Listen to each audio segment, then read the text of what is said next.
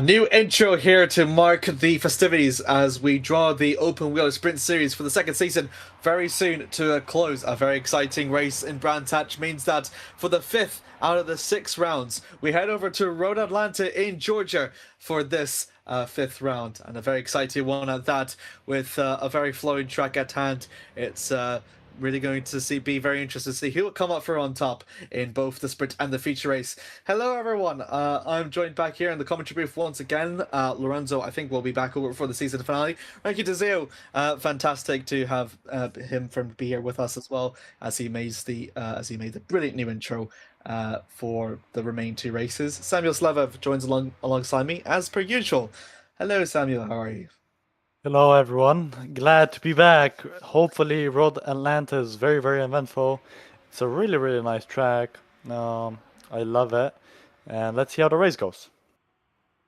Indeed, a very exciting flowing track. People have yet to set through their lap times here. One of the longest one, in fact, and from what I could have seen during the drivers, one of the few tracks actually on the calendar where the Formula BMW, even in its longest gearing ratio, will redline that revs. Nova McKenna, the big standout star of last time in Brands Hatch and made her OWSS debut, will take a provisional pole. Glamsetter just about beat Savinsky in the replacement of Knox as well. Knox made a one-off appearance as well.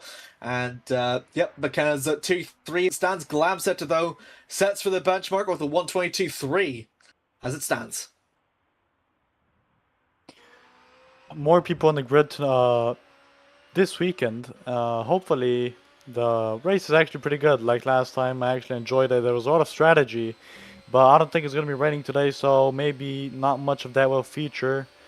But let's hope for a good qualifying.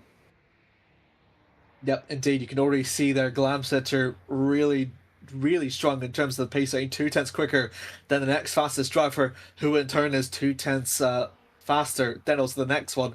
So these gaps are quite large, especially for a field as short as or as slow as the Formula BMWs. Usually with slow cars, it's quite hard to, make such substantial gaps, but Glamsetter really seem to be doing that.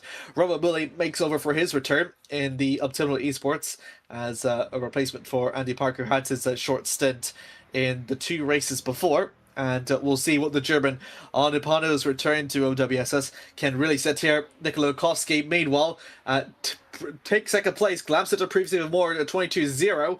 Soppinen jumps up into 4th. Where can Mulling fit into all this? He gets himself up into 2nd place with a pretty good lap and about a 10th off from Glamsetter. Glamsetter still the driver yet to beat, Samuil. Yeah, Christian pulling off another good performance early into the qualifying. Let's hope he can keep that rolling. There's still 5 minutes left. A lot can turn. Casper Kuritz is actually making an appearance now, I just noticed. So that's very good. Jakob Tanasco also, I think this is his first time showing up. David Yunt yet to set a lap, but he's a strong contender for pole, as he got pole position in round 1, I believe. I think so. He did that as well. Looking on with Cody, as he himself is about an improvement already into the first sector. Still not enough to take purple. A brief yellow flag in the second sector. That's the hairpin upcoming. So, or the one just previously back the furthest part onto the track. As we look over through to the chicane, as the North Macedonian driver needs to head for those apexes. Underneath the ironically named Fox Factory banner at the bridge. Going over through to the final corner, a very fast corner, in fact, as we'll see if he gets himself even faster. A purple in the final sector, but not enough to push himself any higher. He will still remain in 3rd.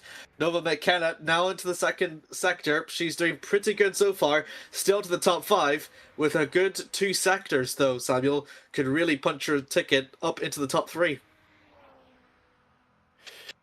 Yeah, I agree with what you said. Nova McKenna, let's see if they perform to a high level. Once again, looking to get solid points for McKenna Racing. Last time around, they had a really, really good performance. So hopefully this time is the same. The final corners for Nova. Oh, a bit much of the grass though. That might undo the hard work that she was hoping for into the first sector. If the second sector was already a little bit of a dud, then that one truly was, unfortunately for her, as she will still remain over at fifth place. Servinsky has also been split by the team. Again, Juho Sopinen, with the improvement that he was up in the fourth, now stays at six. Servinsky seemed to be really strong at the early showings, but a bit of a miss. I think this is his first time driving these new package Formula BMWs this season, so we'll see how quickly he can adapt to that new package. And it's the same as well for Mulling. Mulling's doing incredibly well as well. Yeah, Molling performing very, very good. He appeared in round 1, but we haven't seen him since Philip Cherwinski. I'm pretty sure we've seen about 2 rounds of him. But yeah, he hasn't driven on the new chassis for sure. So let's see if he can maybe get used to it a bit more than the previous one, and hopefully he doesn't get frustrated and he keeps going. Rinsky goes for across the line, will still remain over at 7th place. Juho Sopinen jumps to both McKenna's and Thiago Melo over for the 4th as Christian Glamsetter, a big time slapper at the second to last corner, means that, well, he wasn't even eyeing for an improvement. He was just ever so slightly on the edge. But if he had momentum to gain at that final sector, it has been lost, but he will still remain a 10th off from Mulling as it stands. Very, very close. Top 3 qualifying at the moment. Just 3 tenths separating them. Cody Latkovsky, 2.5 down, but now he's actually on a pretty banger lap. Let's see if he can pull off anything better now and move up into P1 in the last 2 minutes of the session. Yoels in Sector 1. Cody improves, but it's not enough. He's still a 10th and a bit off.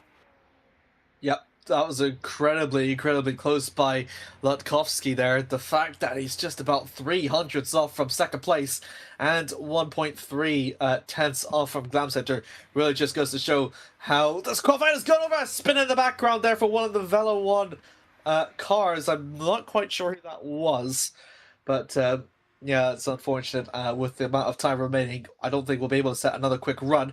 According to Chris Miskey, on his return for PMP Motorsports, stays at the pit, so that will be the end for his qualifying session. Casper Curtis, as we said, upon making his, I'm not sure if it was his turn or whatever, but Chimera Racing Team have made a couple of race appearances as well throughout the season. Mulling, purple to the second sector, not quite enough to clinch pole position, but that is the closest that we've seen anyone challenge Glamcenter, though. Under a 10th it has been. Yeah, very, very good lap, but just not enough. Cody, I think, is on his final lap. Nova McKenna also on a pretty decent lap, but a yellow Sector 2 might ruin their chances. Cody in the back, maybe in the slipstream, that will help him. He's got a yellow Sector 1, but he's improved in Sector 2. Is he going to get a better lap? Yes, he improves, but it's still not enough. He's still in P3. He's got one more lap as well with 10 seconds left on the clock. Only just a couple of through. As you can see there, a bit of acceleration onto the curb means the car gets that little bit of extra rotation, whether you like it or not. Sort of chance to go for another one. As exiting out through the first sector, he's gone. He's about 900ths off from Glamsetter's first sector time. The checker flag does indeed drop, and that will mark for the end of the qualifying session here. All but David Yunt have set a valid lap time. Glamsetter and Mulling both in the pit, so they're not going to improve any more further. So that just leaves Lakovsky, Servinsky, and McKenna, along with a few others. Mello and Sopinen are the only ones that can set improvements.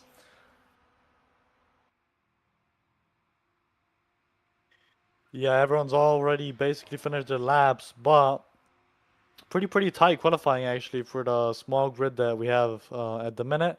5 tenths for the top 7, so that's pretty good. Thiago Meldo on a really banger lap. He's going around the final corner. Let's see if he can improve and get pole position right after the time is finished already, though. Is he going to manage? Holy yes, he does, by 2 tenths as well. Absolute insane lap. Oh my days. Thiago Melo setting 2 tenths quicker into the middle sector to clinch pole position. Zeeuw, Soppinen, and Cody go for across the line themselves.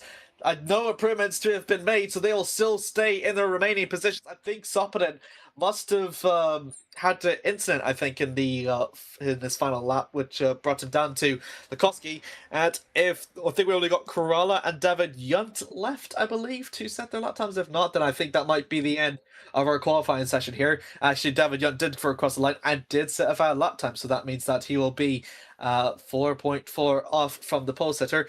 But Thiago Melo, at the very last minute, takes the pole position away from Glam Center at the very last moment on the very last run, and that will mark for another pole position for Elk International. Glam Center, though, holds on to another front row start for Fox Esports in second place. Roman Milling upon his grand return since the first round in third, with Cody Nikolakowski completes a recruit to the top four here at Road Atlanta. After that, it is Nova McKenna for the namesake racing team in fifth. Juho Soppinen for Mission 19 Velo 1 in sixth. Philip Savinsky just down behind his teammate in seventh. Kurdian Krasminski for PNP Motorsports in eighth, with Casper Curtis for Chimera Racing Team making for their return over at ninth. Rafael Reb completes our fruit to the... Oh, actually, we're missing... hang on. Casper... I think Casper must have left. So Rafael Rab completes over for the top 10. And apart from that, we move on to the rest. 11th will be Leila Petralia with Jonas Corella in 12th. And David Yunt completes over for a 13-car grid for today.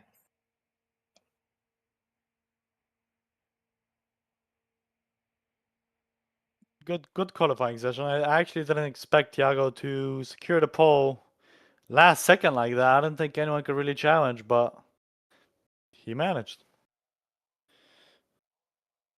Yep, a great qualifying though. And with a quick short warm up, we'll move on through to our sprint race in a very short moment. I think we're just witnessing from one of our drivers who could be making a debut here. If the mod issues get fixed, then we could be seeing a potential 14-car grid. I think Casper Curtis does manage to make the return finally. So at the very least, we will have 13. But we could be seeing 14 here, which would be very good, Samuil. Yeah, that's an improvement for last week, and overall, it's just better for more people to show up. So we're very happy about that. So with a quick 5-minute warm-up going ahead, we will just briefly remind to you, the viewers, of the standings as it stands. I was just reading through the chat, and Melo says, "This is my perfect lap. I did not know how I did this with the explicit." Oh, the championship hasn't updated as well. I've realized. So both sides of the championship hasn't updated. So yeah, I don't know what I could say. Do you have the Do you know, Samuel, about the top 5 championship results at least? Let me see. Okay, so at the moment the top 5 is Cody Nikolakowski with a P1. Being in P1, Thiago Melo P2, Ben Skinner P3, Christian Glamsetter P4, and Davian P5. I think that's the current standings. Okay, so I think that's definitely the same old. So I think wait, hang on. Who did you say third was? Third Ben Skinner. No, actually that's changed. No, yeah, that's changed. Yeah, Glamster is ahead, my bad. And Daviant as well. Yeah, so that's fair. I can yeah. So it is about a race behind. Ben Skinner obviously missed for the race at Brands Hatch, and will also miss for this race in Road Atlanta. I think he said he was only going to attend the final round come the Dubai in about next week's time. So I think that might have killed his chances of getting at least third place in the championship. Thiago Melo with a very important race win in Brands Hatch, I think means that he is at prime contention to secure second place. And Cody still has yet to have a winless round. So far, he has won every single well, he's won every single round, at least in a race. But previously in Brands Hatch, it was the first ever time that he did not win a feature race. Tiago Melo would clinch that accolade at the very end. So a possibility here, and given the fact that we've seen Tiago just at the very last minute take pole position away from Glamsetter, we could be seeing another duel between these two once again. Hopefully we do. I actually miss the I don't know if we had even a duo fight for the championship, but I guess Cody and Thiago have been neck and neck basically all the races, but Cody has been prevailing most of the time. Yeah, outside of that, David Yunt, I think that seems to be a big struggle. Could allow for other people to sort of pick off a bit at that lead too. I think we will continue seeing Noah McKenna's meteoric rise through the championship as she'll overtake some, I think, a bit of mainstays as well in OWSS as well.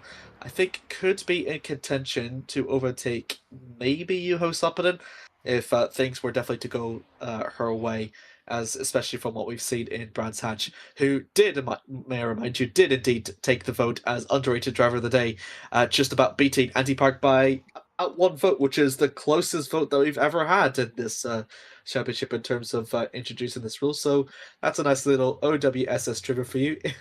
Only in our second season. Yeah, that is very true. Let's do some predictions for the sprint race. What do you think? Ooh, that's a. I can envision Christian Let's Glamsetter do taking his. underdog. Okay, let's do underdog predictions. Oh, okay. Underdog predictions. I would go with, if he's allowed to be qualified as uh hmm, good question. I'm talking about like someone surprising gets like a P3, P2, because I already Either kind of know I who's would gonna go be for fine. either Sopinen or Chris Minsky. Hmm. I would say, yeah, Soponen actually very fast today. And Alex Lehoux, because he hasn't raced, he's technically an underdog. So, yeah, No, I think that's Alex no Lehoux. that Samuel, that's cheating. You can't do that. Okay, okay. Nova Mechanic because they're driving well again. Can an underdog win twice? Yeah, they can. Okay. Alex Laho will be starting. Wait, does that mean he's starting on pole for the sprint race? I don't think so because he technically didn't even qualify. So, But I swear we had someone that didn't attend. I'm not sure if I'm hoping or not, but I swear I thought we had someone that didn't qualify, but then also made the. I am definitely coping. Let me check. Reverse top 16. He qualifies. He technically qualifies. It's top 16 from yeah, qualifying. yeah, technically he does.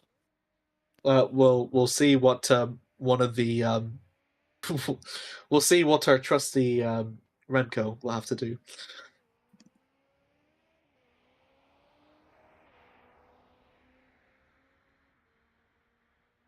Yep.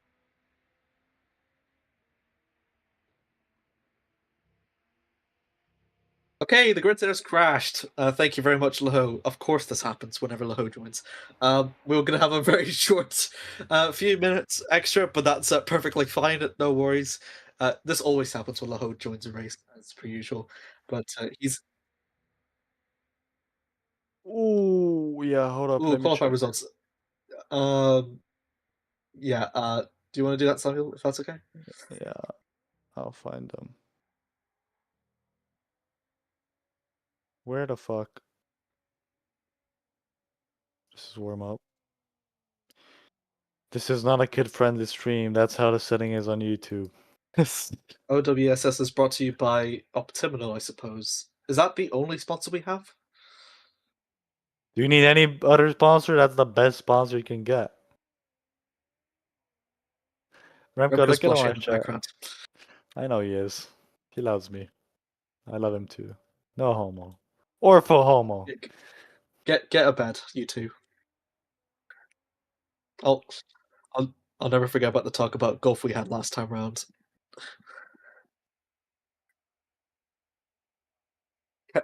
Casper Curtis, I just realized, is going backwards. Why is a green flag if it's going background? Okay, he says on a hot lap. Alright, that's fine. Okay. Um, as we actually, I'll check the comments real quick.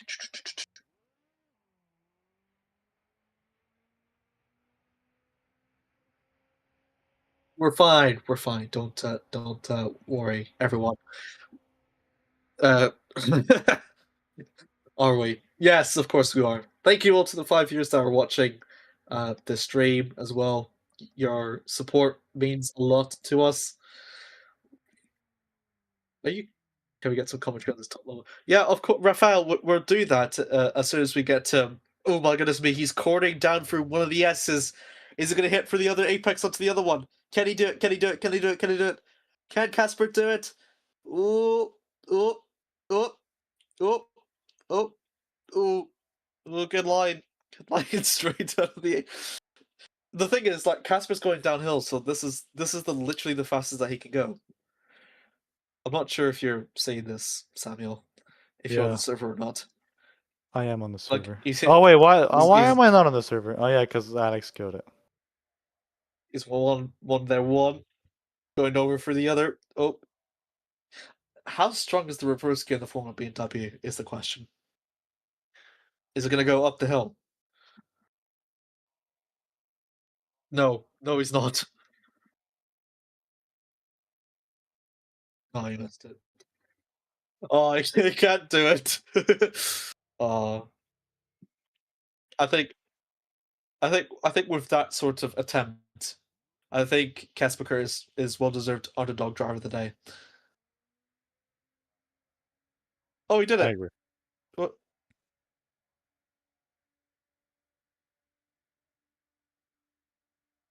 His car could not handle his aura. Oh, funny.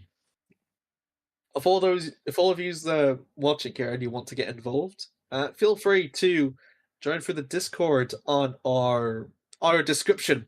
Visit through Discord forward slash not forward slash the invite link down below, and feel free to partake in our final round of our championship as we head over to the Dubai Autodrome. It's the grand finale for our second season here in OWSS, and a very fantastic championship, if I do say so myself, full of incredible action.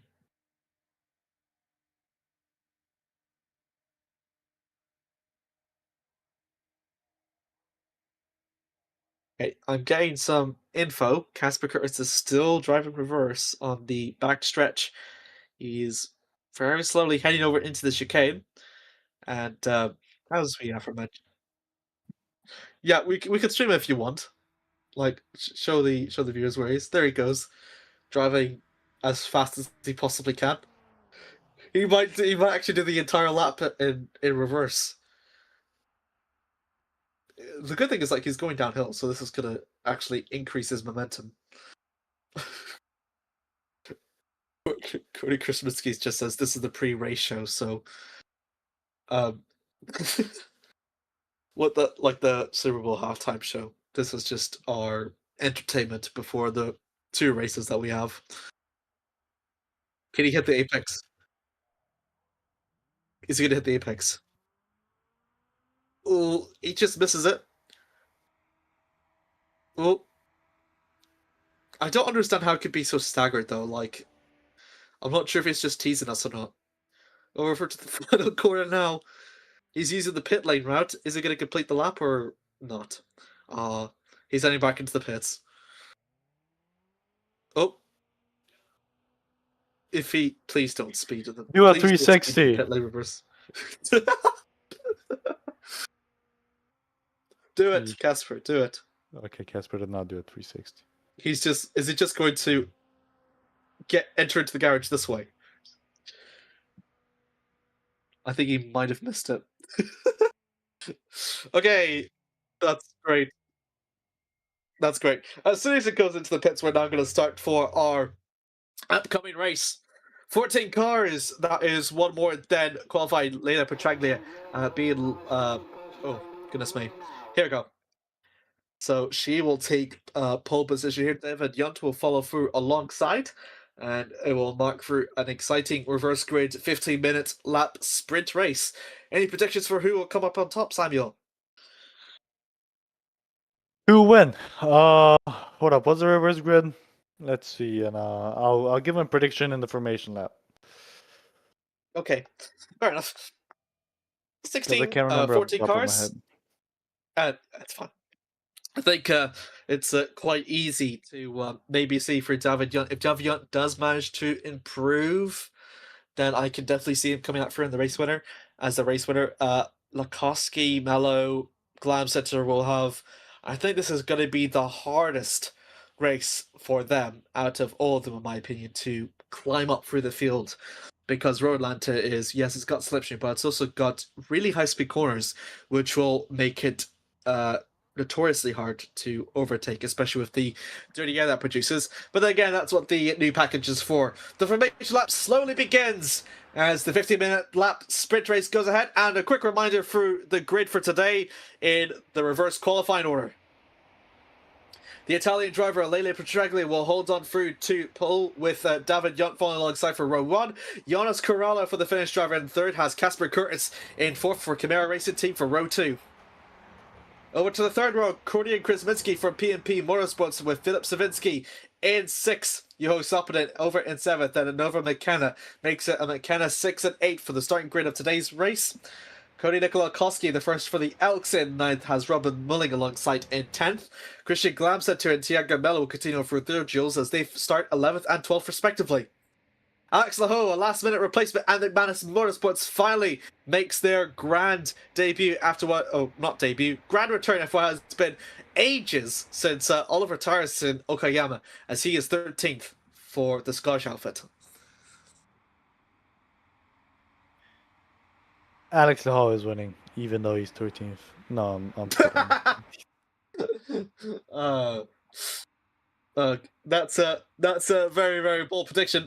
It could be just got unfortunate news. Rafael Harem that had I think their game has crashed, so they unfortunately will not be able to make it through to the sprint race. And unfortunately, Pereira Racing has a do not start in their hands. That means that we are down to 13. Leila Petraglia, a pretty quick formation lap for her, as she's about quite far ahead, but will indeed slow the pack a bunch coming over through to the final corner. She has said she has been suffering from PC issues as of late, so hopefully all that's like ironed out or gone a bit for her favor now, as they slowly line up onto the grid. And we're going to get ready to see the lights coming off here. As here comes the beeps. We're going to see them all going on. The lights are off and we're underway. Ooh, Leila Petraglia, I think. Slow start from her. David Yunt will be alongside heading to turn 1. Jumps the Italian through to the corner as Cory Krasminski behind also goes 3 wide. Kasper Curtis and Safinski goes wide. Oh my goodness me, someone has gone for off track. That's David Yunt. So Lena Petraglia will still lead. Kasper Curtis can have a look down to the inside. Through to the S's upcoming. And Layla will still lead after the exit as they're all going to go right down the hill for another series of S's. And it's going to go right to the very difficult corner of this left-hander here. Still looking pretty good, it seems. Only David Yunt being off track is the only off-track excursion that we've seen so far. Casper Kurtz looking to be on the attack. The top three have made a bit of a separation to the rest of the pack. So let's see what they can do. Is Casper going to attack immediately because the race is pretty short, 15 laps. The laps aren't so long, 1 minute and 20 seconds or something like that, I think. Then Casper going for the move. I don't know if it's it's on the inside now of Leila Petraglia. Is he going to stick it in deep? Yep, he just makes it work. Ooh, and they want the grass. Jordan touches her and she spins. Oops! Oh, she's dropped off heavily through that chicane. Has she got any damage? Seems to be fine. Oh, she defends ferociously from Laho coming out through to the final corner as it's Petrelli and Laho going to battle out into turn one. 3 wide almost, I thought I saw heading into turn one as Laho makes his first overtake against the Italian. I think she must have got some damage through that chicane. Meanwhile, up there, Glamcenter gets beat by Nakoski as Mello, one of the biggest position chicaners, jumps from, I think it was 10th to 7th.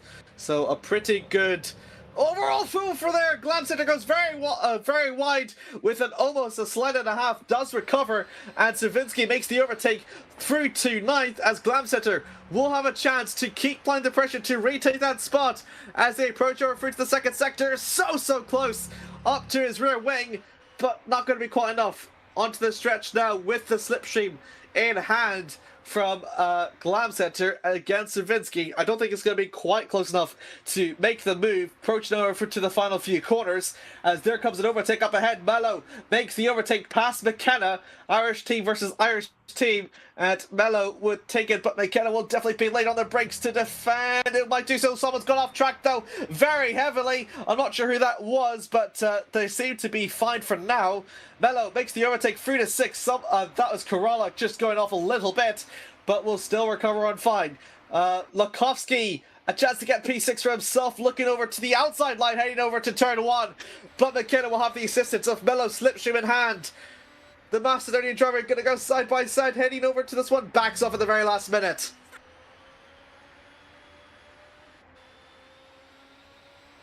Cody Samuil? going to the field. Yeah, excuse me. Cody going to the field right now. Just following the front of the pack. He's gained a few positions. Remco, if you can see how the grid has changed around since the start. Oh yeah, Thiago Melo 6 positions up already. So very strong performance by him to start off the race. Yep, Kasper Kuritz had just lost out to Krasminski. I've realized, so Krasminski is now the new race leader as it stands, lap 3 out of 15. I think Kuritz was about 3/10 quick. 3/10 quicker than Krasminski, so must have lost out somewhere, I believe. Or maybe it was just overtake. Yo Soppinen completes over through in 3rd, and David Yunt 4th.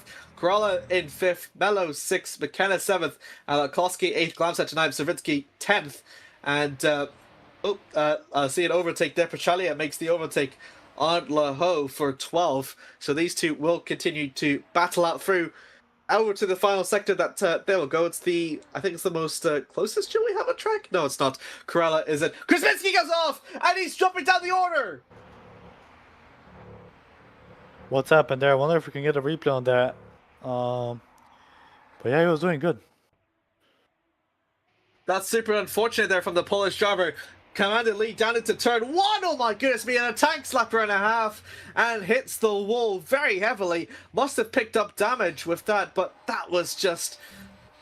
He turns in before the corner even happens, a bit like a touring car-esque maneuver, and that's usually how you do it in turn 1 with these cars and like such low downforce. But Krasminski, unfortunately, just slid it way too much, and unfortunately the Polish driver will just have to take for 11th as it stands. Leila Petralia, this is the replay on her. Oh goodness me, loses it for the S's, and Alex Laho retakes 12th as she suffers.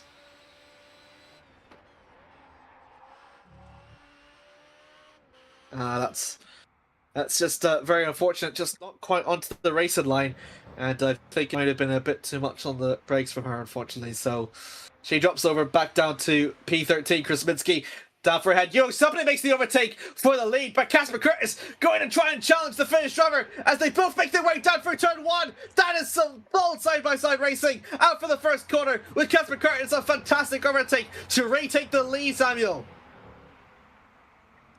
Very good battle. Kasper Kurtz putting on a show.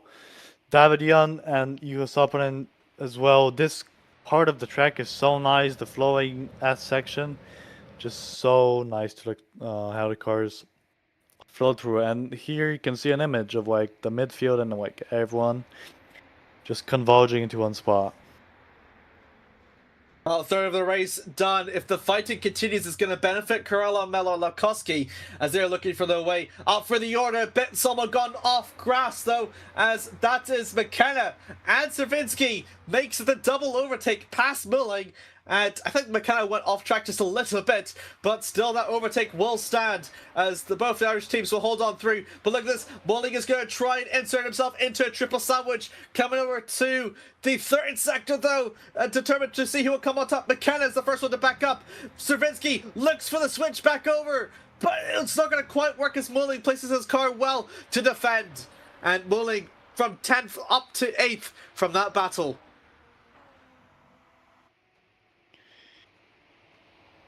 Mulling putting on a strong performance, even though he hasn't been around in so long.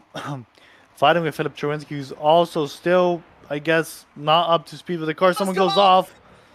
I couldn't quite see, but I think it was... Karela's rejoined. Oh, goodness me, that's going to be a bit of a hecticness for Lewkowski, though, as he's held back as well as Glamsetter. Oh, goodness me, a bit of a nudge there by Karela to defend himself from the Macedonian. He did. I don't think he didn't go off track and gain an advantage, so I think that is fine. But still, I think Melo Lewkowski may be thinking. Well, not maybe thinking otherwise, but may think it's a bit unfortunate to have the momentum a bit halted by that rejoin, as he was just run just ahead of Melo and Lewkowski. Still, the race will continue. Lap 16, Sopinen makes the overtake past Kurz as they're going to go side by side. And meanwhile, further back, it's going to be... Looks so much side-by-side racing going on here. The chicane upcoming. Sopinen goes off track. Is it going to rejoin? He will. But unfortunately, he'll lose that for both places at the end. There's a problem over in Sector 3. I think that's Karela gone off once again. He's down in 12th.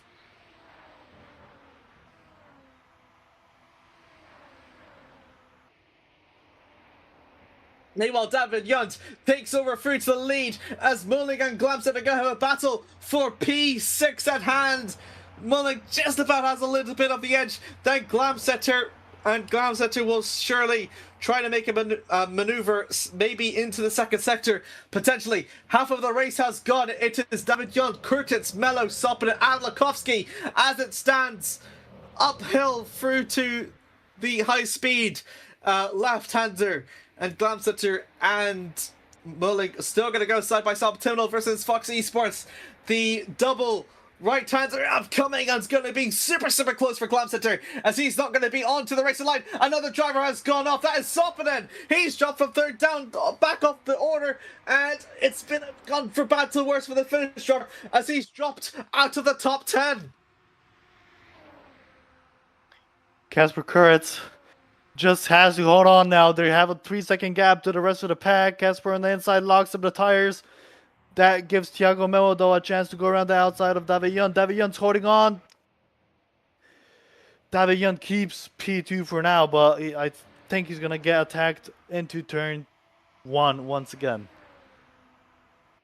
Yep, it's a good fastest lap, though, by Lewkowski and Melo. They're about 2 tenths apart in terms of fastest lap. 22.6 was the fastest lap from Melo, 22.8 from Yunt, and 23.2 from Cora. So that's the fastest lap for them respectively as it stands. Halfway of the race is done. Just about a couple more of a half left to go here in Road Atlanta for the sprint race. A very exciting race, I must say, Samuel. It's really living up to its expectations. In fact, exceeded them in some cases, in my opinion.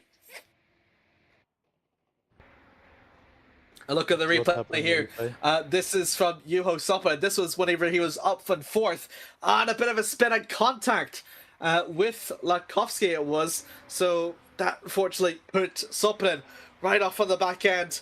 And it's super unfortunate there for Juho because he's been... he had a really strong race though, wouldn't you say? Yeah, he was having a great race, but that's how it goes sometimes. I think it's has impacted a bit because Lewkowski is about 2 seconds off a yellow flag somewhere. I realized later Petrali is about 55 seconds off from Karela, so I hope her internet's fine, or any issues at -5. David Yunt and Curtis, though, in a battle for the lead, as they're both going to go side by side. A triple fight for the lead, as Curtis comes off worst of it, as he's going to go off grass and loses out on that battle. He will rejoin in P3. We'll have Lukovsky to worry about in the first sector. A bit slidey from the Estonian. Yeah, Casper kind of feeling the pressure after the mistake. He feels like he probably needs to get back on the back of Thiago Mello and go fight for his P1. But now Cody Nico and Lukovsky is in the game as well. And Robin Morning isn't too far away, only a second and a half back. So nothing is over yet. There's 6 more laps. There's also plenty of more opportunity for people to make overtakes. Possibility for that anything can happen is indeed a usually exciting endeavor, but anything can really happen here in OWSS. It's still undetermined to see who could even win this race, let alone who will get the podium or get points. A yellow flag in Sector 2. That is Corolla dropping off for the order. Unfortunate from the Finnish driver. Glamsetter makes the overtake past Mulling, though, down to the corner as Lukovsky tries to make the overtake on Curtis through to the second final corner. Nothing there, so we have to try and go for it again.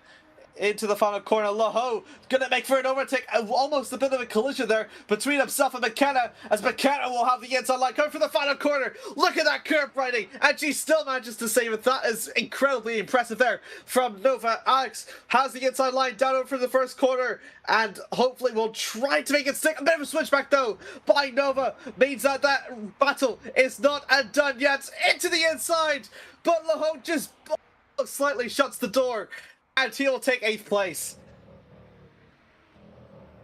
Alex Leho moving up nicely into the 8th spot now. He's chasing Philip Cherinsky for the P7, and Kasper Kurtz lost the position to Cody Nico Latkovsky now, and they're chasing down P1 and P2. David Yunt, I think this is going to be his first win if he manages to keep it from Thiago Mello.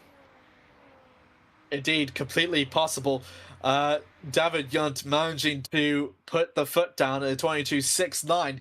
It's we were initially thinking about how he was struggling during qualifying, but he could well took very much the first win, not only for himself but for Killer Racing. Kasper Kurtz under pressure from Lukovsky once again, and Lukovsky will have the inside line, but not enough to make that over. Oh, actually, he does make the overtake onto Kurtz for 3rd place, as it was Kurtz that was trying to look down to the inside line, but outdone by the Macedonian as he gets himself up into 3rd. So it's still an Elk 2nd, 3rd, but still not the lead. David Yunt will happily take that. Speaking of which, Thiago Mello records for the fastest lap with a 21.9, and he's actually the first ever driver in the sprint race to record the under 21 lap time, an under 22 lap time. Interesting fact. How did you get that off the top of your head? Oh, and Thiago Mello going for the risky move around the outside, but David Yunt defends. Now he's going to be looking towards the inside. No, he keeps it back behind David Yunt now. Is he going to go for the inside? No, he's still holding on and just waiting. Kerala poses our first retirement of the day. With the amount of time to go, and if the battle does seem to slow down, we may be able to see the replay on that. There's Leila Petralia, who's at risk of unfortunately getting a blue flag. Thiago Mello makes the overtake for the lead. Here it goes. It's going to become between Yunt and Mello for the battle for the lead, as they're going to go wheel to wheel. Mello beats him off to the chicane, and further behind it is Curtis that will beat Lukovsky in similar fashion to retake P3, but Mallow will be the new race leader with 4 laps to go. Very, very action-packed race. Very good racing as well. There have barely been any, if all. Wait, hold up. I didn't say that right. If there's not been any, if at all, racing accidents so far. It's just been pure racing. David Yunt now, maybe the pace difference with Thiago's too big, but I don't think so. David Yunt, he's good. I think he can hold on. I think he can fight for P1. We'll see further on. I think the Curtis and Lukovsky battling has allowed for Glamsetter and Mulling to insert themselves into a potential picture for P3. That's someone else gone off. Is that Layla that has gone off, I wonder? It is. And she has, well, doesn't have to worry about the blue flags anymore, but her car has gone from And, well, it's suffering from even worse damage, isn't it?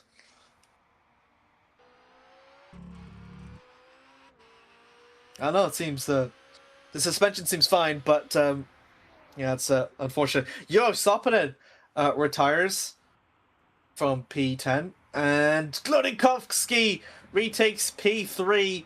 So still the battling continues. Curtis almost tries to have a look through, but to no avail, and going over through to the final corner. It's still going to go to wheel action here between the Macedonian and the Estonian as they approach over down for the first corner. Lakoski utilizes as much of the track as he possibly can to defend from Casper. Will still hold on to P3.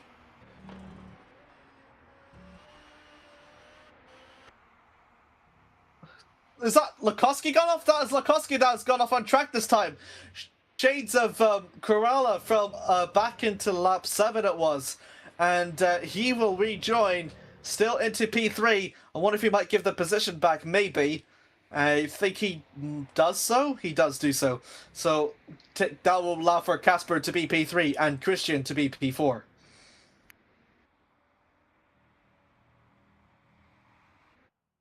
Oh, let's see what happens in replay. This is the retirement from Juho Sapanen way to off the racing line, and a damage to many for the Finnish driver as he posed through that as a retirement. Jonas Kerala in the optimal simple spin out coming through to the chicane and found it very hard to try and get back into the element, and goes for the retirement. This is the replay that we've just seen earlier from Lakovsky, and just a simple loss for the S's and cuts through to the infield. Yeah, he did gain an advantage for there, so absolutely had the right to. It was the good thing to get back the position, because that was definitely a tank slapper and a half. So yeah, Unfortunate for him. Now back to the action. Let's see what's happening. Casper Kurtz back into P3. David Young 2 seconds down already on Thiago Melo, so Thiago Melo did manage to pull away. Hopefully no mistakes for him, and he is just going to... Oh my days, he's gained 11 positions. Okay, I thought he did well, but he's done exceptionally well. yeah, it's this could be in contention for maybe Melo's finest race. Potentially in my books for how well that he has effectively driven.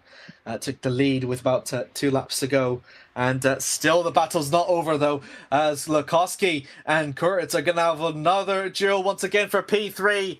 Who will come on top is Kurtz. That's going to be late on the brakes and will defend from the Macedonian. Is it going to continue to go a bit sideways out through the second to last corner, the final corner in hand? Lakoski sniffing at the rear wing of Curtis as the final lap comes and approaches. Curtis squeezing him as much as he possibly can, but Lakoski has through the outside line through to the coming to the first corner, and Curtis perfectly places it into third place still.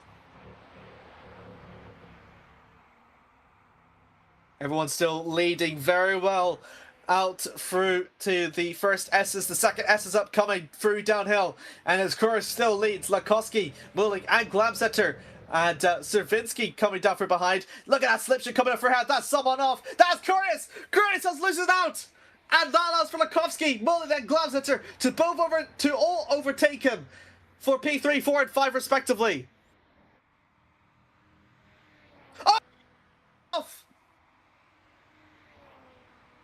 At the very last moment, at the second sector, he also loses out as well. So Curtis and Glamsetter, unfortunately, both miss out on very valuable points at the end, as Lakoski and Mullen gonna battle out for P3. Bar attention up ahead to Thiago Melo as he continues on for his winning streak that he's kick-started in Kyalami. Through to the final corner, Thiago Melo will win his second sprint race this season, and another race win for Alk International. The Brazilian does it once again. David Gunt will go for across the line to record second place, and Farragut is up for a killer racing, and Nikoni Nikolakowski just about beats Robin Mulling for P3. What a race. What an exciting race. Very, very action-packed. And Elk still have the 100% win rate. That's what I was just thinking about. Hopefully I don't jinx it. I'm knocking on wood right now. 1, 2, 3. All right, y'all should be good. Oh, Chris Miskey loses his front wing at the very end, so that's unfortunate. But the Polish driver will record through the top 10, and Lena Petragli does at least record for a finish. That is still more points for Valo 1 team. That will mark for at the end of our sprint race. 11 finishers from 13 starting. This is going to be a quick replay to see what happened. This is with Glamsetter. This has gone for across the line and a spin. That was a that was a spin. Here we go. The replay into the second sector. Just massively unfortunate there for himself. A chance to bag positions at the end, and couldn't do it.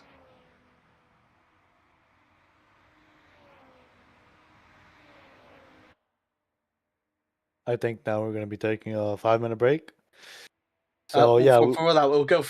Before that, we'll go to the results page. Just very yeah, shortly. We didn't pass that. Camelo takes over through to his second sprint race win. David Yunt, very good there from the Swiss driver. I believe it's his second podium and the highest that he's actually finished.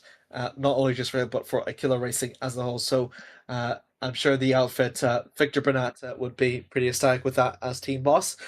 Cody Nikolakowski completes over through to the top 3 in the podium for the sprint race. Robin Mulling, upon his return, finishes in 4th, which is honestly, it's been really.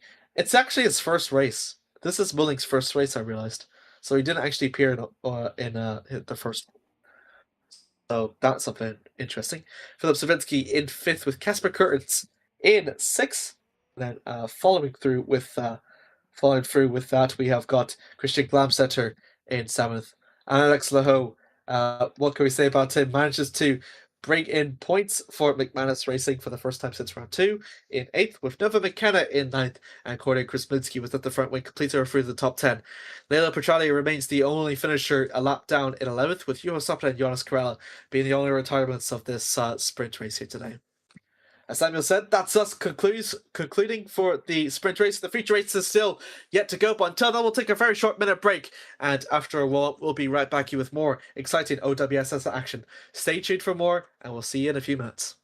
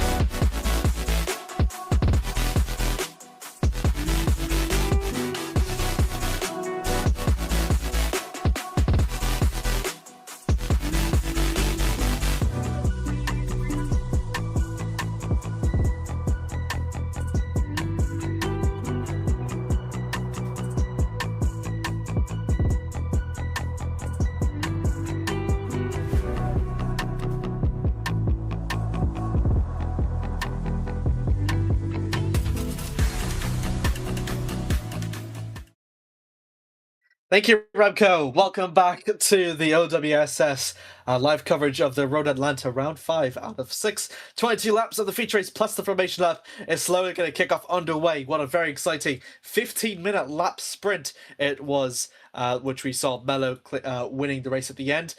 But here I was looking at the thing, but almost the weather forecast to be rain, but rain it will not. It's just overcast here, and a very exciting feature race is going to come very soon. 13 cars on the grid. Laho, the only driver that didn't make it into qualifying, will start from the very back end. Rafael Arim, after missing out at the sprint race, will make it in time for the feature race. Join alongside for me once again, Samuil Slavev. Great to have you back here, Samuil. What are your predictions to see who will come out on top for today?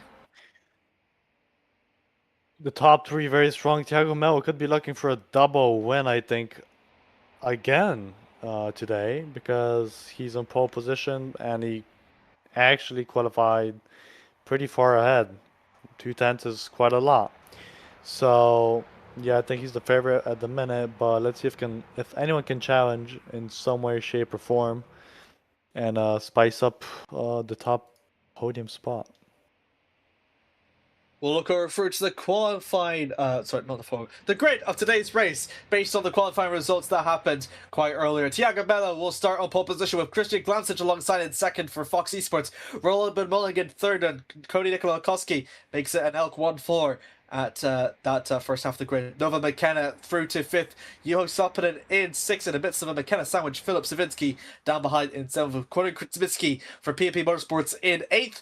Rafael Arim for Pariah Racing in 9th, with Leila Petrali completes her through to the top 10. Jonas Corella from Terminal Esports in 11th. David Yunt, who finished on the podium, will start in 12th. Alex Laho, the last-minute entrant, will start P13 for McManus Motorsports in what is also his OWSS feature race debut. So, the big question that I have for you, Samuil, is... can anyone match Thiago Mello? After an amazing race last 30 minutes ago, which saw Thiago Mello run away with the race win, and Elk International takes the race win as well, we were wondering if anyone could stop their domination before it reaches 2 races running. No, I don't think I don't think that can happen really. If none of you understood the context, it was the "Can anyone match Vettel" comment in the F1 games. If you got it, bonus points for you. But if you didn't, then I pity you. You didn't have a childhood. That's going to come on very shortly. We're going to wait to see who will come out on top, as Mello will hold on for the pole. The lights come on. We're underway, just a little bit. Clemson has got a great start, and Mulling will be the one to be alongside Mello as they head over down for turn 1. A little bit of a string glitch, but perfectly fine here. Through to turn 1, Clemson takes the lead, and Mulling will take second place. A bit of a disaster for Mello, but he was just about fended off from Mulling though, as he manages to make the overtake through to second place. What a start that was from Clemson, though. 5/10 already in the span of a few corners.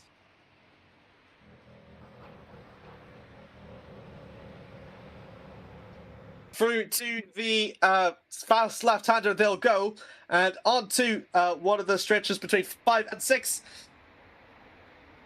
Oh, the stream is a little bit laggy, but it's perfectly fine. Back with an action. Thiago Mello has lost out to the top 10. So that's been a very, very unfortunate there for the Brazilian. We'll look for a replay very shortly. I couldn't see what happened there, Samuel. Did you see what happened? No, not quite really. Everything was just a bit bunched up, but Thiago Mello now very, very far back, so we might have to get that on replay. We will look on for a replay. So Mello off of the back foot will have to do effectively what he did previously in the sprint race. Meanwhile, up fourth, it is going to be between Mulling and Lakowski, coming over through to 11, then down through 12, as Lakowski will just about beat him off to the line. as they start for lap 2 out of 22. Christian Glamsetter, a dominant lead for himself, 2.3 seconds. It could be the chance that we see the Norwegian clinch his first race win of the season, as Mullig tries to keep applying the pressure onto Lakoski as he can, but the Macedonian has to just fend off for now. Yeah, Cody, Nicola, Christian Glamsetter already made a 2-second gap to the second and third place. The pack is pretty much all intact, but that was a yellow card going off, which was the prior racing of Rafael Arham, who's having a quiet race today. We're in turn 7. They're going to go onto the longer stretch on the, I was going to say of the calendar. It could be, well, truly be the calendar, but it's definitely of Road Atlanta nonetheless. Through to 8, coming over through to 9, which are all completely nothing corners, to just name like that whenever they have kinks. America do be like that. And David Junt will keep the pressure against Raphael through to 10A and 10B, as we said before with the commentators what name that is. And Junt will happily take P10.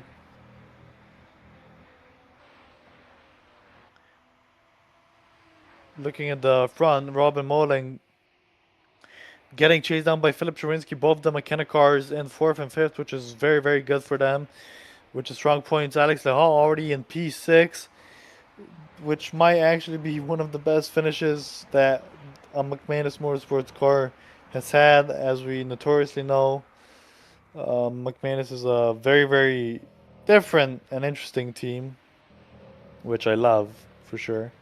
So yeah, let's see if Alex can pull something off today that surprises us.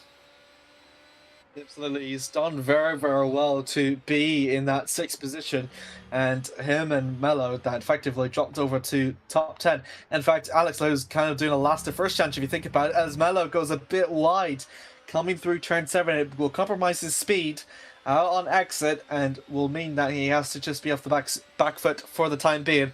Laho, from what I've seen from pace-wise, is actually that of the race leaders, so could well and truly cause a bit of problem to Lakoski and Glamsetter, as Laho makes the overtake past McKenna for 6. And there goes Bowling, goes off grass, coming off 10B, and will still keep through the pressure on, but does miss out on P3 to P2 to Lakoski. A brief yellow flag in the 2nd sector somewhere, as Mulling goes right down through to the inside. And Stravinsky will join in for this fight. It's a 3-car battle for P2, and that is fantastic news for Glamsetter, because he's 3.8 seconds.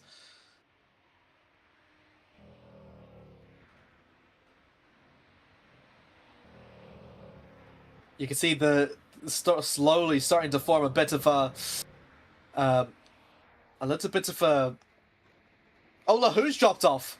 Lahoo has dropped off. He's dropped all the way down to 12. And as well, that Rafael is down to 11th, and we also have Leila Petralia that also loses out as well. So this is the replay. This is Lahoo on Nova. So this was the oh goodness me. Oh dear. Oh, that's unfortunate, Samuel. Yeah, Alex Lehal, I think I jinxed him. I don't think McManus is gonna be doing good this time around. Well done. You've jinxed more things than one at the moment as it stands. As currently looks like no one can seem to challenge Christian Glamsetter. That, may I add, is probably having the race of his life at the moment with the completely dominant first 5 laps, and could well truly be the time that we see Fox Esports clinch their first race win of this season, as Cody Lakoski makes the overtake past Mulling for P2. Through to the 2, 3, and 4 he goes, and then downhill to the S's of, well, they're just simply called the S's, and this over here is turn 5. So, yep, they all move on very smoothly. At 22.3, the fastest time from Christian Glamsetter's pace, it seems, and it's a 22.8 from Lakoski, so about 4/10 of a difference, actually.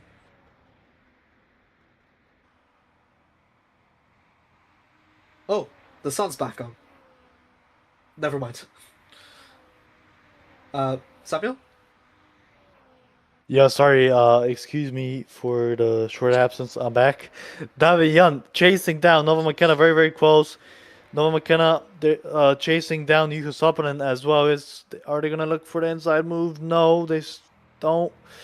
Yuka Sopanen, I think this might be one of his best, maybe his best round so far. Just from memory, but I'm not quite sure. He's definitely a reverse race specialist, and I think as time goes on, Juho Sopanen does seem to be finding his pace more and more. And the fact that he's defending from McKenna and Yunt is nothing short of impressive. David Yunt finds the opening against Nova McKenna as she defends, coming through turns 3 and 4 as they go downhill. Once again through to the S's, but Sopanen still comes out through in 6.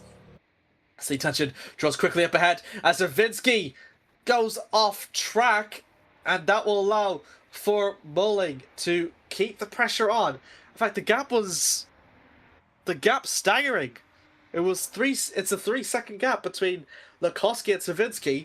So something must have happened between Bowling and Zawinski. We'll have a look for the replay just very shortly to see what has happened, because here's the replay against Bowling, and Bowling just simply goes off track. And that's unfortunate there for him. As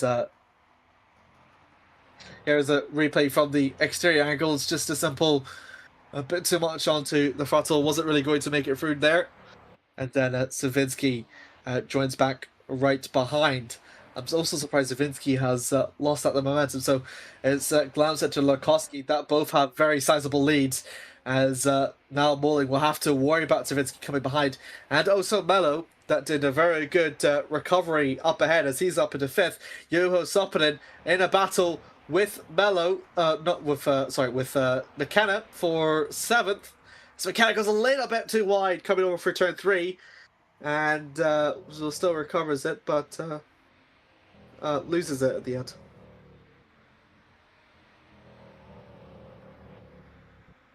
Sopanen goes off. Is that going to make him lose momentum too much? No, he doesn't. Still sticks into 6th place. But that was a hard attack and a half there from the Finnish driver. But he will still manages to just take the lead, and that could have ended very messy completely. The Velo 1 will still hold on through to 6, but McKenna finds an opening, and we'll have a look through. Meanwhile, up ahead, Zawinski gonna make an overtake, so a chance for McKenna to make an overtake before turn 10A is on the cards. Zawinski accomplishes his. Does McKenna accomplish hers? As a bit of a lock up there. Juho Sopanen applies for the pressure, and unfortunately it won't be, so McKenna will have to go through once again out through turn 11, going over through turn 12. David Yunt into the background as well, so he's going to be a big beneficiary from the battle between McKenna and Sopanen, and Chris Minsky as well. So a battle between 7th, 8th and 9th. McKenna bit too wide maybe through the first corner. Is that going to allow David Yunt to get in for the 7th? It will. Will Kraminski gets in as well? No, he doesn't. He's not quite close enough. Will banging over, going for turn 2, 3, and McKenna goes off track, and she will lose 2 places down in the P9 from P7 it was for her, and the span of just half a lap, and that's super unfortunate for McKenna Racing as she loses out. Keeping applying the pressure though.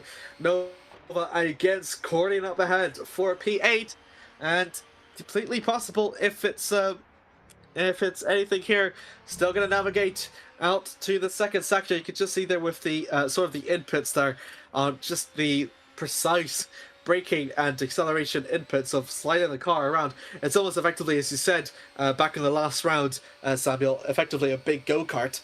So that's kind of a nice way to view things. Mulling and Zawinski once again battling out through once again, and there's Mello in the background, so he's going to join in this triplet fight for P3 as Zawinski and Mulling are going to go side by side for the start finish line. 3 wide, going over down for turn 1, and Mulling might seem to have the edge here, but Mello makes the overtake past Zawinski, more importantly, so he gains a place and will keep the pressure onto Mulling a little bit for the time being. Zawinski Savinsky kind of loses a bit of the momentum through turn 2, through to 3. The S is upcoming, and Molling will have a pretty decent lead against these two. So a bit of breathing room the German desperately needs to hold on to P3. Samuil putting up a good fight. Christian Knepset are already sitting comfortably in the lead by 3 seconds. I don't think anyone can challenge them. There's a big gap between 1, 2, and 3s, but I think the actual fight is more for P3. Chance up ahead now for Mello as he's using the slipstream. Going to try to look through. Molling responds by moving a little bit, but will be fine. That is Corey Kritsmisky. That drops over to P11. So we may see the replay for what's happened there. But Mello up against Molling. He's going to look down to the outside line. There's just about Carwitz there as Mello finds it. But Molling defends brilliantly to hold on to third.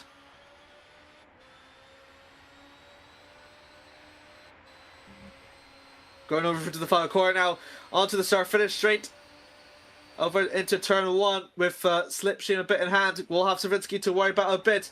Looks into the inside through turn 1. Doesn't push Robin Molling out to the racing line. So Mello thought he had something to capitalize here, but he didn't quite just yet. So we'll have a go later on.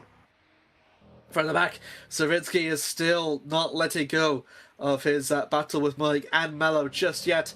Still lap 10 out of 22. 12 laps left to go. 3.4 between Glamcenter and Lakoski still as it stands. Davian. Oh, wait, hold up. Not Davian. Philip Chawinski and Thiago Mello duking it out with Robin Molling for fighting for P3. Robin Molling, as you mentioned earlier, this is his first appearance. I don't quite remember why he didn't appear earlier, but I'm glad he's finally back in the grid. Yep. Mello gonna make through and overtake against Robin. The Optimo driver still pretty good to defend as there's a bit of contact. Mello will have to go off track and rejoins ahead as we'll see what happens here. Going over down to the final corner. That looked goodness me, that was so close. Ended in heartbreak for both drivers, but last minute interaction between these two avoided what could have been even worse. I'm not quite sure about the incident that happened between 10A and 10B, so I think we'll maybe have a look for the replay to see what happens, but it seemed a bit of grey area from what I can see, at least on the track, I think. Yeah, Robin Molling losing out now. Just one position, but there's still 11 laps left, so we're halfway through the race. Oh wait, that's Philip Chawinski. Oh wait, is that Layla again? Why is she going so slow? I think she might be suffering from the PC issues, I think.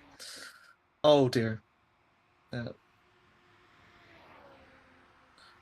Eats a bit of the sponsorship Bullards. Oh God! Oh no!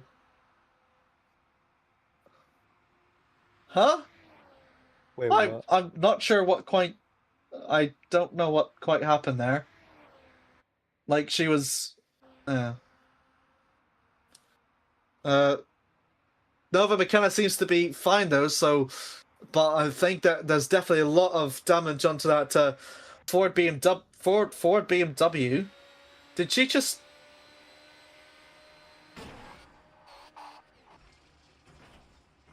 That's. She. Okay. I'm a bit flabbergasted by it. I'm wondering if it was she was preoccupied, because sometimes whenever you have like the HUD, then like you often like get mistracked for it. Like Layla's fine, I think. Here I think she maybe suffered from issues, but of course, as you said, it was a questionable for why she was slow. Hits the sponsorship and then hits the wall, and I I'm not sure how to interpret that because it looked like she was.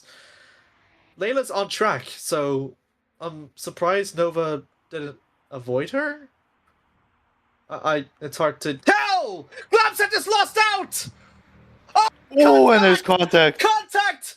That's Mulling, and that will be Mello as well. Both the hitting, and it's halfway for the race. New race leader and Lukovsky. Meanwhile, that was going on. What is happening? What is happening? 3 wide heading over to turn 1. I'm honestly lost for words for how much that this race has turned on sideways as Robin Mullen goes off into the grass and loses out on P4 and P5 to Mello and Yunt respectively.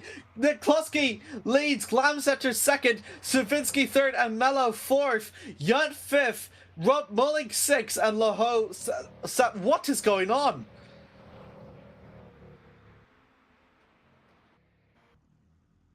A quick replay to see what happened to Glamsetter, because Glamsetter had a fantastic lead. The spin over for turn 5, and it was so off camera, just so hard to get right, and unfortunately, just the Norwegian just seemed to come off worst of it. That is so heartbreaking, honestly, because he was driving so well in the lead, and yeah, super unfortunate. I was incredibly surprised by like how the direction of the race has changed, because Glamsetter does seem to be recovering pretty well, but that still won't lose that for Yunt goes ahead. Someone else has gone through off track, I believe, and that will be Mello and Mulling. So, oh dear, it's gone a bit for battle worse from these two, as it's kind of kicked off, I suppose, if you would say that. So, super unfortunate. I'm not quite sure what to make of it. This is the replay then for what's happened, I think, between turns 10A and B. Oh.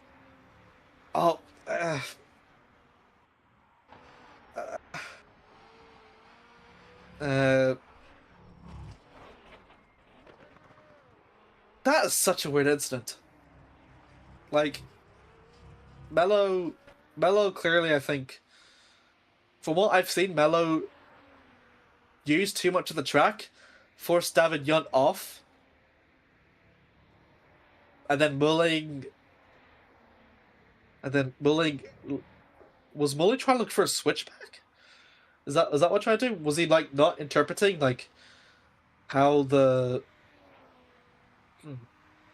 It's weird. I'm not sure how you make of it, Samuil, but it's very weird, from at least from what I can see. Yeah, I agree. It's just a weird move in general. I don't know. I wouldn't go for that personally. Yeah, I can understand like if you're being squeezed, that what you do with David Young will be a little bit of a tap though coming over through to the final corner. I think, not sure if there's any animosity between these two, but hopefully they keep it through clean. Managed to escape through to the third sector though. Mello will have a look to the inside against Mulling through the first corner, which Mulling does defend. Yeah, you do got a feel for Mello and Mulling that were both into the podium places, have dropped off because of that incident alone.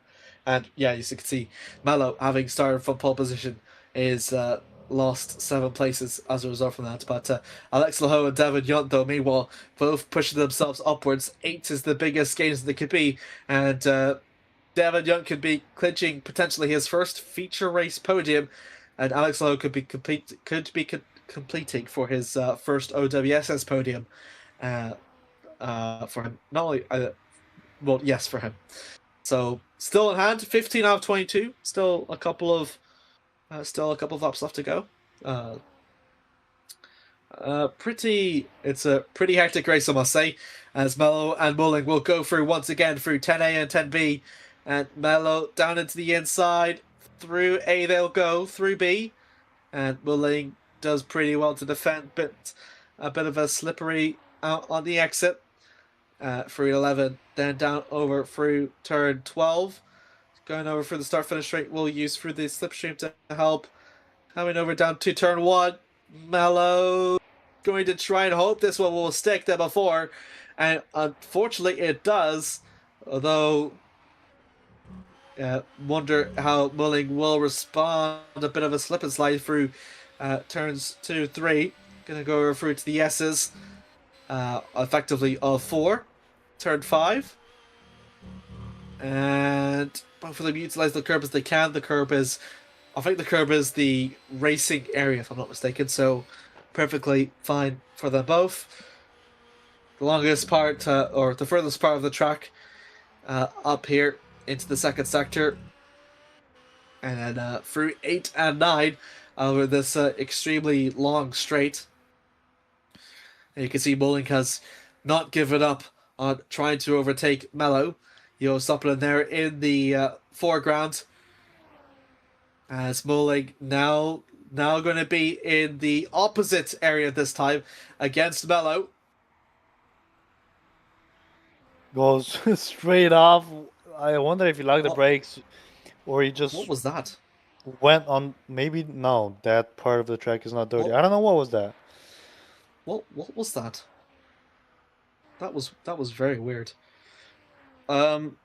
Someone else I think fell off for an overtake. That was Krasminski, Corolla, McKenna. So Ryan is in the pits as well. A yellow flag somewhere.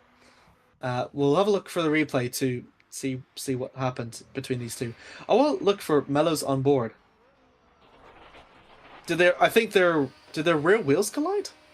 If the rear wheels collide, then like that makes sense because it's happened before.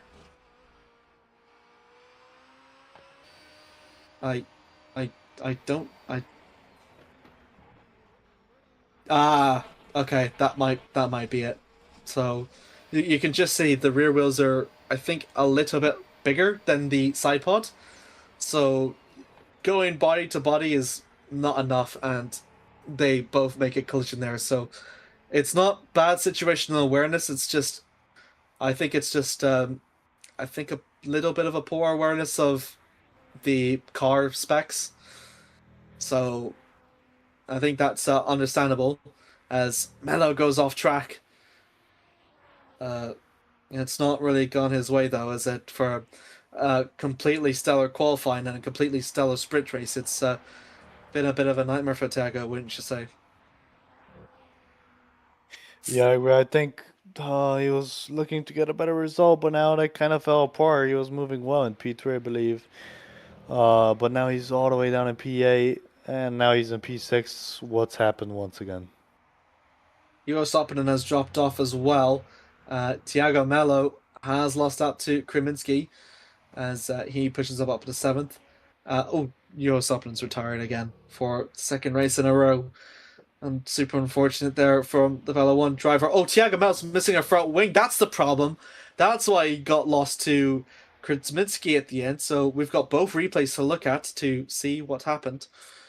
First of all, this is Leila Petraglia. That's just a really big internet. That is such a big latency problem for how she's gone off track. You just see like suffering. Does stay on track. This was Mello that we were seeing early on. Alone in seventh, goes off track and rejoins. Final track, heads into turn one.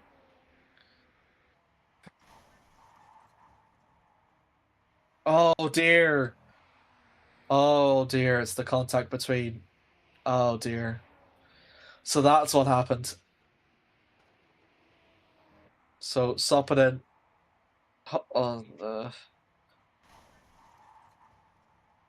oh dear. Oh dear. Oh dear. Okay. Yeah, it is such. That corner is so hard to see if you don't have a radar. That I can understand. I can understand like both of them how it happened, and unfortunately, it's sort of like come to that. So,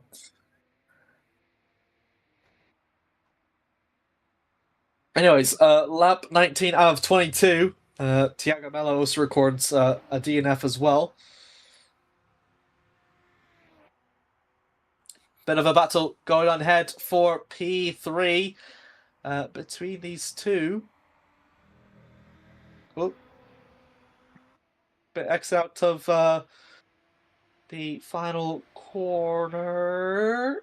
And so close. Actually, here, action still going on ahead with the about 2 laps left to go to determine who'll come out top between Savinsky, Glamsetter, and Yunt.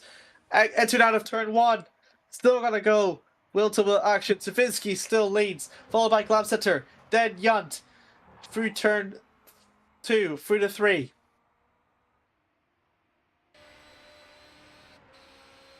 Oh, close battle once again for P2. Cody Nikola Latkovsky got a dominating win after a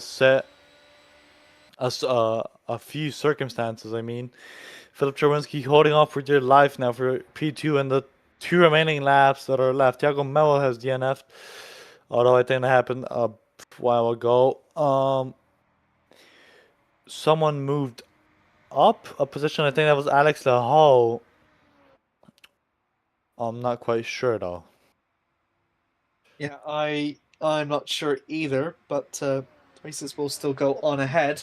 Alex Laho might benefit from this bit of battling, as you can see in the background. As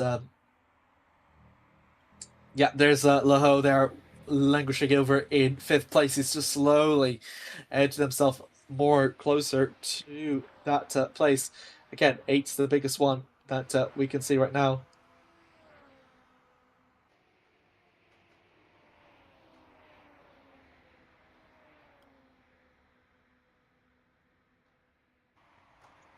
I think so. I could be wrong. So yeah, Yunt does good as Yunt did good in 9 positions. Laho gains 8, and after that it is Savinsky holding on through to 2nd place, pulled from McKenna with 5. So yeah. Still about 2 laps left to, 1.5 laps left to go, and still no position seems to be certain. The gap between Nikoski and Savinsky, 13.7 seconds. But this battle for P2 is still way up in the window, and for anyone to really take charge, Laho seems to be a little bit too far back to make anything of it, though. But Savinsky, Yunt, and Glamsetter could well and truly set in stone for who could claim the remaining 2 podium positions as David Yunt finds the opening and will capitalize on it. Savinsky holds on back, hoping to look for a move down for turn 10 A or B, or could be looking earlier or later in the final lap to make an overtake there. Latkovsky will begin through his final lap as we're watching for these 2 exiting out through to the final corner. They'll begin their own final lap. Both Savinsky, Glamsetter, Yunt, Savinsky, and Glamsetter here, and David Yunt has to do the defending of his life against Savinsky and Glamsetter if he wants to capture a 2nd place, the first time ever that he's done such a feat in the feature race. Down over for turn 2, coming through to 3. Over to the S's, Yunt has got a very sizable lead, a little bit off the racing line, but he's still going to keep hold of it. 5/10 up, through to the turn 5, they'll all go.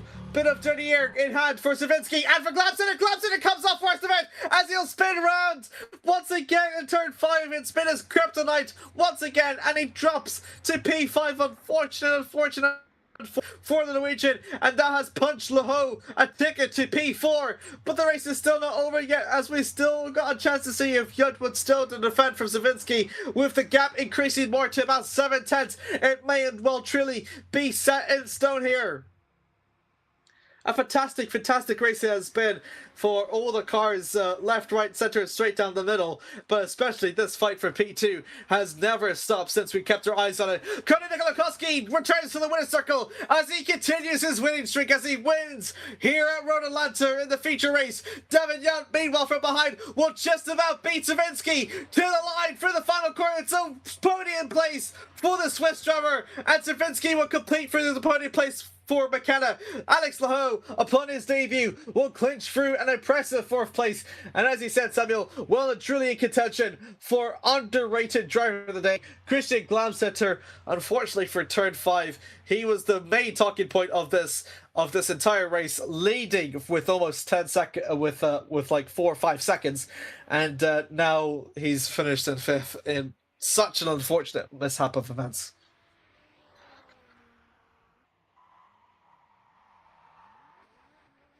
Very action-packed race too. More DNFs this time, more racing incidents as well, but I think I would have expected it to be the opposite. The sprint race would have more of what happened here, and then the sprint will be more of what the feature should have been. Waiting for the other drivers to go for across the line. Jonas Corrala, I think, will be the last driver through to the line as Rafael completes through about a lap down. There he is in the Pereira Racing car. Exiting around through to the final corner and will complete through an 11 car finishing grid. So very similar to what it was before. So, well, similar to the sprint race finishes, but Cody Nikolakowski continues through Elk International's what was it 100% win streak, and that still continues for the Macedonian driver David Yunt for Killer Racing. Another second place for him, which is incredibly phenomenal for himself. In second place, Philip Zawinski comes off the best for the McKennas in third, and a great find for him to cement that. Alex Laho, sorry for the back. It wasn't quite the last of first he would have hoped, but a last to P4 is still respectable for the French driver as it records healthy points for McManus Motorsports. Christian Glamsetter in fifth for Fox, with Robin Mullion in sixth, Courtney Krasminski in seventh, Nova McKenna in eighth, and Jonas Corella for Optimal in ninth, with Rafael Ari completes over through to the top 10 of the finishers here at Road Atlanta. The Leila Pruchalik in 11th, Tiago Mello and Juho Sapanen, bits of their contact in turn 2 are the only retirements today.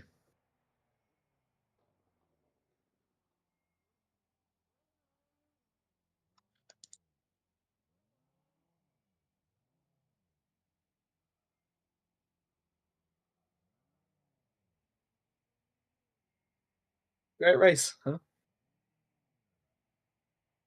It was sprint was better. I think the sprint was better for sure. You always say that. You always say sprint is better. Because the sprint is always better. You always say sprint is always better. Is it not I true honestly, though? Is it not true though?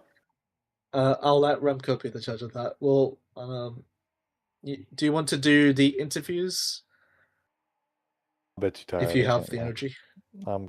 That's why I'm a bit too tired. I can't lie. That's why I haven't really been responding and doing the other thing. I That's don't fine. know. I can do the interviews then, but yeah. So it's I hear donuts.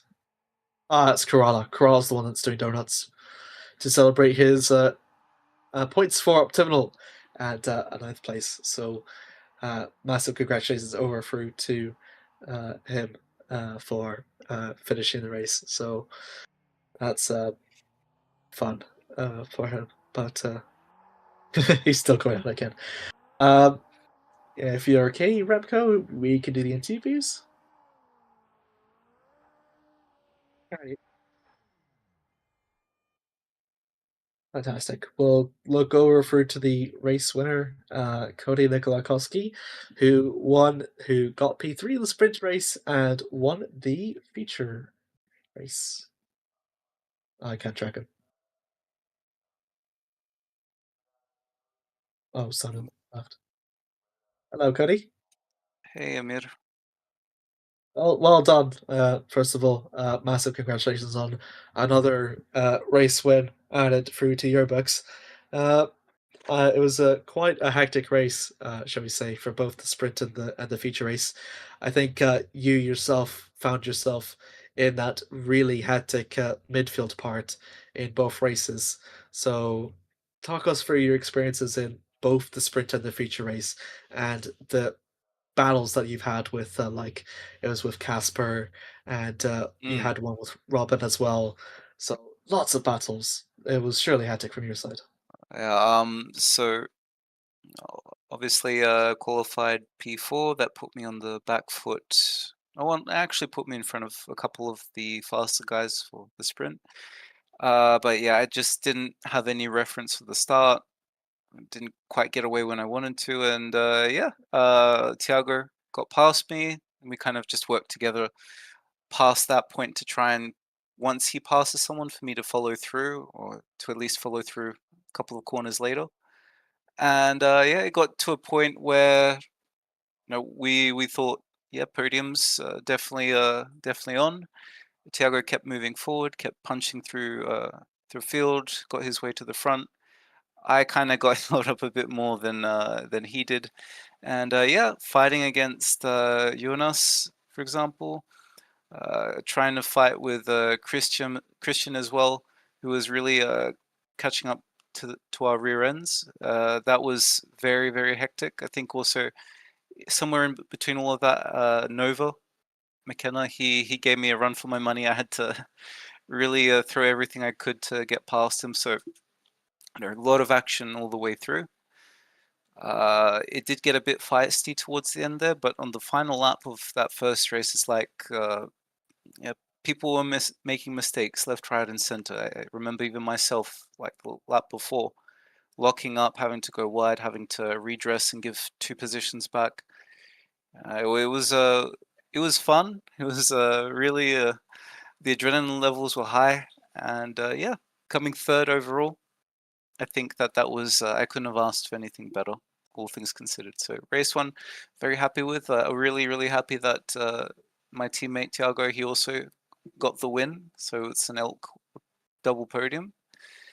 And then yeah, race two, nice and controlled in a sense after a certain point, but until then, me and Robin, Robin was really fighting the position hard for P2.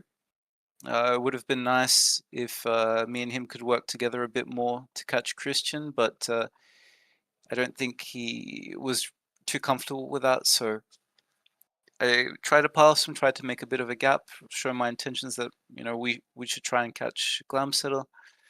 I think he had a bit of a moment, and then from then on, it was just me trying to catch Christian. Just keep putting in those laps. Mm. And yeah, Christian also lost the car at turn 5, I believe, which was unfortunate because I think had he kept going uh, without any mistakes before that point, and afterwards we could have had a really good battle for the lead. But yeah, I can't. Beggars can't be choosers. I'm happy with this result, and I think this just continues the streak of elk winning every race in every round so far this season. So we'll see what the future holds. I believe there's one more round left. I hope me and Thiago can bring everything to that final round and finish off strong. Of course, that streak for Elk does continue, but I think another interesting one to note as well is that you've also still won every single race in every round, at least, or you've always won at least one race in every single round, which is quite an impressive feat. This one, again, another double podium added to your books as well. So I think every race bar, I think 2, you've finished outside the podium. So with all that in mind, and with how intense the racing seems to be, it was the closest. I think it was the closest that you and Tiago, I think, got to at threats of losing the race wins, but you two both managed to do it at the end. How do you feel for your chances coming in the Dubai Autodrome when you can feel the field getting quicker? Oh, it's Dubai. Okay. Knowing the long back straight there, and pending some updates to the mod, maybe to make the transmission a bit longer. If that happens, then it's gonna be one heck of a race around there, I think. And I'm not gonna lie, I believe everyone in the top 10 would have a chance at winning like no questions asked, because that's just a track that lends itself to a lot of slipstreaming, can follow quite easily in the draft with these cars, and nice wide piece of a lot of wide corners that you can take many approaches into and still come out the other side unscathed. So we'll see. I think championship wise, I'm not too sure how far in front of Tiago I am right now, but yeah, I'll still give it everything. I'll still give it everything as if it was the first round, and if I can win, that would be great. If I finish lower than first, it's still a very strong result for my first proper league. on this platform, and all things considered, I've been having a nice time. I think that's something that cannot be understated. These cars, these drivers, these combos, and this mod really all have come together quite well. So, like, round of applause to the organizers, and a round of applause to the drivers that are willing to come to this week in, week out, and give it a proper go. It's really a lot of fun. I'm glad to hear that. Thank you very much, Cody. Once again, congratulations on your well-deserved feature race win. Really nice to watch, and um, well, as a out team owner, proud of you as well. So well done. Yeah. Cheers, Amir. All the best. See you. All the best, Cody. See us. Okay, we will have time for one more interview from my broadcast director. So we will bring over Philip Cervinsky, the man that completed over through P3 in the feature race. Hello, Philip. Can you hear me? Yep, all good. Very hectic race it definitely was here at Royal Atlanta. You yourself, I think, always seem to be in the midst of a battle of some sort, and yet you see yourself with a podium result to your name out of all of it. So, how does it feel? Let's say finally. It should have happened earlier, but at least it happened now, not like like last season where I've got a podium in the final race or something like that. So at least it's a mid-season podium. Also good that my wheel was slightly broken, so I couldn't practice for this race really much. So I only had like 2 hours before, and my Ethernet also today was like slightly tweaking out. So yeah, Oh dear. feels good. It's quite interesting because you did say it did take quite a while for you to get your first podium, but then this was also your first race in this new OWSS package that we've had that we implemented in Brands Hatch as well, or I think it was Brands Hatch. It was Brands Hatch. So how did the car feel? Because you did the first two races in the old car. How did the new one feel compared to the old one? It's a an improvement. I would say that it's so much better to drive. It doesn't drive like a go-kart basically anymore. You don't need to slide it as much as it was in like Hampton Downs and Okayama.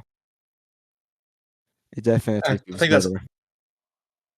Yeah, I think that's also quite a huge benefit as well, given in Road Atlanta as well when it's super long high speed corners as well. So the fact it doesn't slide as much means that you can almost control it a bit more as well from a driving standpoint, I think, right? Definitely was more controllable, and the only thing I've said in the car really was if you took too much curb, because the curbs here are pretty high. So yeah, only the curbs were upset in the car, not like just driving. Yeah, fair enough. Um, well, I think the battles that you were in were really highlight worthy here in OWSS. You had your battles with it was with Moling and Corlitz in the sprint race, and in the feature race you had your battle with Yunt and Glamsetter as well. Did you, with the how the track is sort of like orchestrated in some ways? What was your mindset in amidst those like battles with those 4 or 5 drivers? My thing was just to really stay out of trouble, lift. I was like driving at 85% pace most of the time just to keep myself out of trouble and just wait for the perfect opportunity to attack. And when everyone else makes mistakes, and that happened, I waited and got rewarded for that. So it's sort of like been a big waiting game in your end, just to capitalize whenever a fight has been going on, and then you sort of find yourself sliding up a position in that case, huh? Yeah, it was basically like that. I was just waiting for the opportunity, just waiting, and if needed, I was letting people by just to not cause a crash. And yeah, general waiting game. First, so it's another podium added to McKenna Racing Team's books, which I'm sure you're extremely thrilled with that. With that momentum, I would say McKenna Racing has been the most improved team from the second half season. that in mind, the final race upcoming in Dubai with, as you mentioned, the slipstream and the wider track. How are you feeling in preparation for that, Philip? Well, I'll just prepare as usual, just do some laps. And I mean, hopefully we get a longer sixth gear because today it was too short. It was just maxing out before you could even go side by side at some cases. Yeah, that's yeah. I heard the redlining at the at the stress, like, Jesus, there's no extra gears for this. Thanks very much for your time, Philip. Massive congratulations on your extremely well-deserved podium, and congratulations. Thank you. That's us here for the interviews, and thank you very much to Cody and for Philip for their time in the interviews. And that will mark us here at the end of our OWSS coverage here at Road Atlanta. Samuil unfortunately had to leave at the very last moment. I don't blame him, though. He is really tired. But until then, that's been us from Samuil and Lorenzo. Lorenzo should be back over at full swing, and we'll go over in full strength for the commentary brief as we approach over to our final round of the second season of the OWSS Championship. It is the finale. The Dubai Autodrome hosts the final round of the championship, and a great way to make its grand finale here, especially after all the trials and tribulations that second season definitely brought upon us here. It will mark a nice way to see the end. We'll still have yet to see another race winner aside from Mello and Lokowski, but this has been the closest they have been to being toppled. Could we see a new race winner come in Dubai? We'll have to find out. Stay tuned for next week. Remco will still be here with you as always. I've been Amir Oates. Thank you all very much for watching. We'll see you over at the Dubai Autodrome in about a week's time. But until then, it's goodbye from me.